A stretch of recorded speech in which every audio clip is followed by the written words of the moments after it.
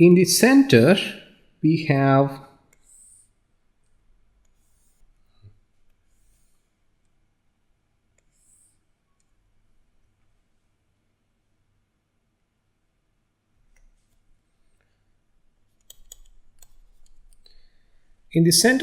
the hardware we have created, all the memory, CPU, disk, all the other devices. I'm not going into the details of it because we already spent good amount of time. But only one device I'm going to draw here is the HDD. So let me draw the HDD. So we have HDD inside the hardware.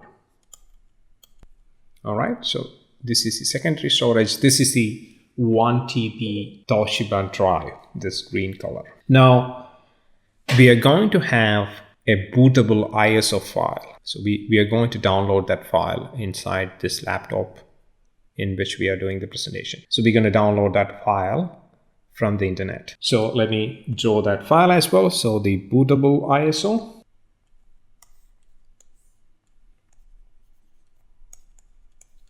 So this is a bootable ISO we download from the internet. So this bootable ISO is coming from the internet. So the Windows ISO, there are two ISOs we're going to deal in our demo. The Windows ISO is coming from the MSDN site, and the Ubuntu ISO is going to come from the Ubuntu Linux website. And the next component I would like to draw here is the USB pen drive. So we have the USB pen drive here.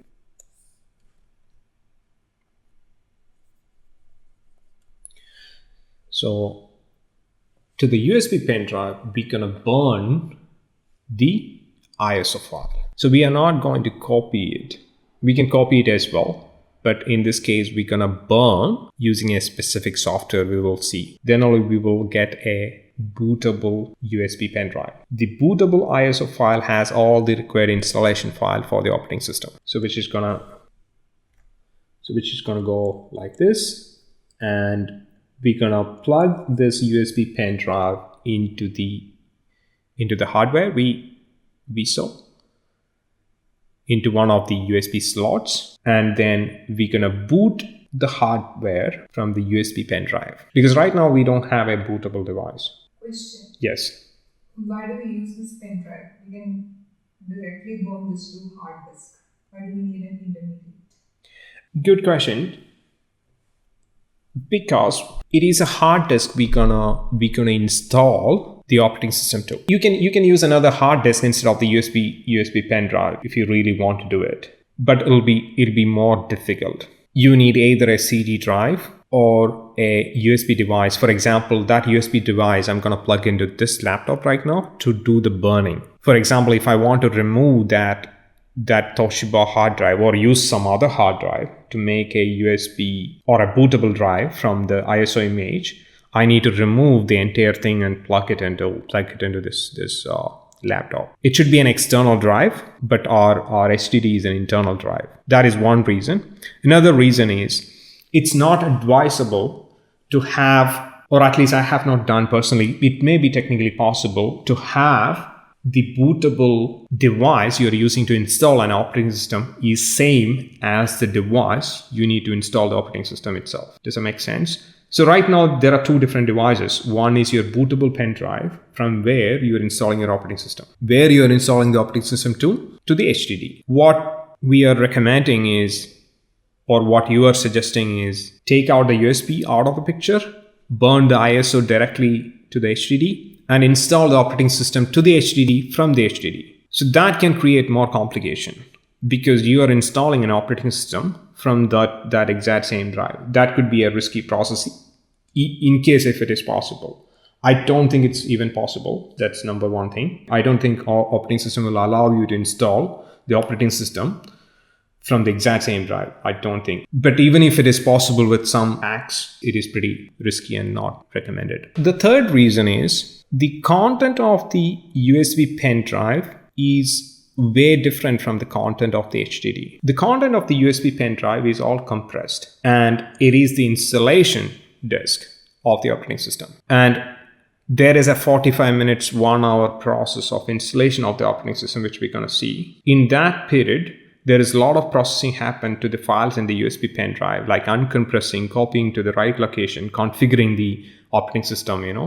If it is in Windows, you need to make registry keys, and a lot of process it needs to be done in the actual installation of the operating system. It's not just we are making the exact ditto copy of the ISO file inside the hard disk. It's not that. There is a lot of changes are happening to the files in the ISO in the HDD. For example, the Windows ISO file is only some 4 to 5 GB, but after the installation of operating system, it becomes like 20-25 GB inside the hard disk. Question. Yes. So is this the order of events? Like first there will be installation of operating system in the hard disk, followed by boot, or booting happens first? So you're asking about the order of the process. Let me explain that. So the number one thing we're going to do is download the ISO file from the internet, from the MSDN and Ubuntu. Step number 1. Step number 2 is burn that ISO image to the bootable USB drive and make it bootable, in fact. Step number 3, install the operating system from the bootable USB to the HDD. And then we're going to take all this part, this entire thing, we're going to take it out. That is not needed after that. After the installation of operating system into the HDD will become bootable. And then when you power on the system, we will boot from the HDD. We will not get that disk error we are getting right now. Does that answer your question? Yeah. So the thing is, first we have to install the operating system, then only booting can be done. That is correct, yes. Booting is not directly done from the pen drive. It cannot be done. Yeah, right now we're going to do the booting from the pen drive. Yeah, because we don't have a bootable device right now. Okay. First, we're going to create a bootable pen drive, boot from it, install the operating system, and then boot from the HDD. Until then, HDD is not bootable. That's what I asked. Yeah, okay. Is the installation which is happening first, or booting? Installation? Booting from the pen drive happens first. Then installation, and then booting from the HDD, yes. I know it's complicated, especially if you have not done it before. It's complicated. I remember I had a tough time myself when I did some 20 years before. So let's do it. So that'll clarify a lot of questions. But now that you have a good overview of the things, it'll be making more sense. Cool. Okay, let's do it then. All right.